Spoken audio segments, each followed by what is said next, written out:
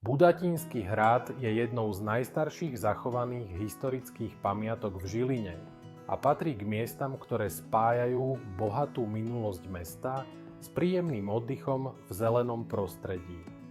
Nachádza sa v mestskej časti Budatín pri sútoku Váhu a Kysuce, čo mu v minulosti dávalo strategický význam ako vodnému hradu na ochranu dôležitých obchodných ciest. Dnes je hrad známy nielen svojou históriou, ale aj tým, že slúži ako súčasť Považského múzea. Expozícia približuje históriu hradu a mesta Žilina.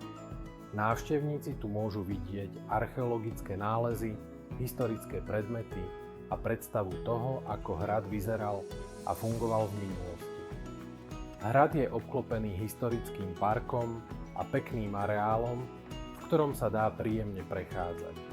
Budatínsky hrad je preto vhodný pre rodiny, milovníkov histórie aj každého, kto chce spoznať Žilinu cez jednu z jej najcennejších pamiatok.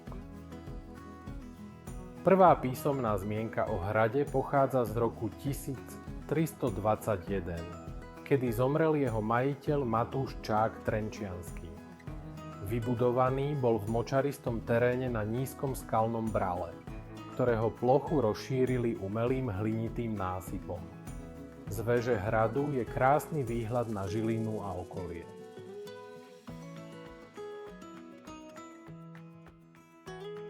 Ubytovať sa pri Žiline môžete v rezorte Uhorčík v malebnej obci Terchová pod štítmi Malej Fatry. K dispozícii máte 3 komfortné chaty na prenájom: Uhorčík, Ilčík a Rajnoha. V každej chate sa môže ubytovať 15 až 22 osôb.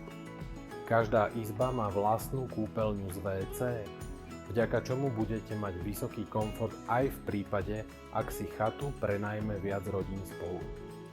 Prenajať si môžete všetky 3 chaty, alebo aj každú samostatne. Každá chata má vlastný rekreačný priestor s detským ihriskom a zastrešeným altánkom. K dispozícii sú taktiež športové ihriská.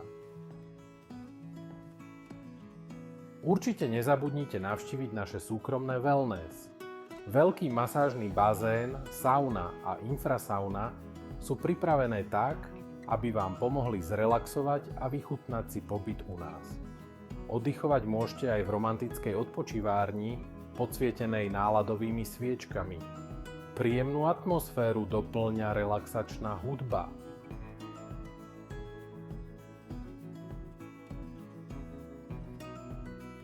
Pripravujeme chutné domáce špeciality a stravovať sa u nás môžete formou raňajok, polpenzie alebo plnej penzie. Ochutnajte aj naše výborné domáce koláče. V okolí chát nájdete množstvo typov na výlety. Medzi ne patrí napríklad naučný chodník Jánošíkove diery, jazda kabínkovou lanovkou na hrebeň Malej Fatry, rodisko zbojníka Juraja Jánošíka neďaleko našich chát, či minimodel Európa, modelové koľajisko, ktoré vás prenesie do sveta československého pohraničia. Pre cyklistov je pripravených viac ako 600 km cyklotrás pre horské, trekkingové, cestné aj elektrobicykle.